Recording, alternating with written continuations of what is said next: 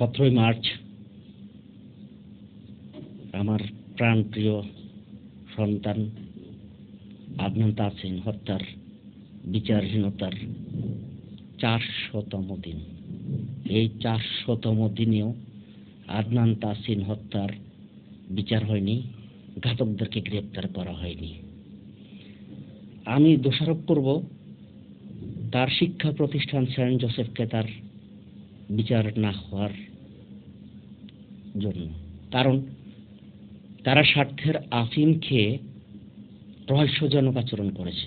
যেদিন আদনান তাসিন খুন হয় সড়কে, সেই দিন তাদের ভূমিকা ছিল সন্দেহজনক ও রহস্যজনক। তারা একটি শিক্ষার্থী, একটি শিক্ষক, একজন প্রিন্সিপাল, কেউ আদনান তাসিন এর নৃশংস নির্মম হত্যাকাণ্ডের প্রতিবাদ করেনি, দুঃখ প্রকাশ করেনি। প্রিন্সিপাল যেদিন আদনান তাসিন খুন হয়, সড়কে হত্যা করা হয় তাকে, পরদিন কলেজ বন্ধ রাখে যাতে কোনো শিক্ষার্থী প্রতিবাদ করতে না পারে। তারপর দিন কলেজ যেদিন খোলে, তৃতীয় দিন প্রিন্সিপাল সকল স্টুডেন্টদের, শিক্ষকদের উদ্দেশ্যে বক্তব্য দেন।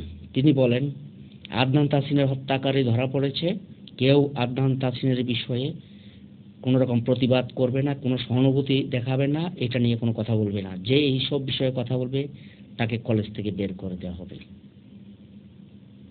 তারপরও বীর কিছু শিক্ষার্থী, সেন্ট জোসেফের বাংলা মাধ্যমের কিছু শিক্ষার্থী এগিয়ে এসেছিল আদনান তাসিনের হত্যার ব্যাপারে প্রতিবাদ করতে।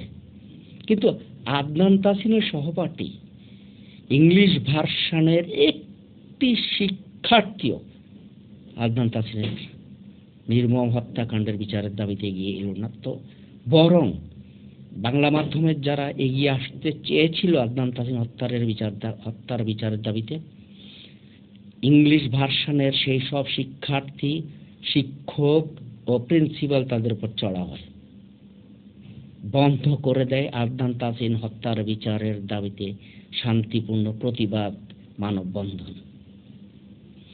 আমি আদনান তাসিন হত্যার বিচারের পাশাপাশি সেই শিক্ষা প্রতিষ্ঠানের শিক্ষার্থী, শিক্ষক, প্রিন্সিপালের রহস্যজনক ভূমিকার কারণ জানতে চাই।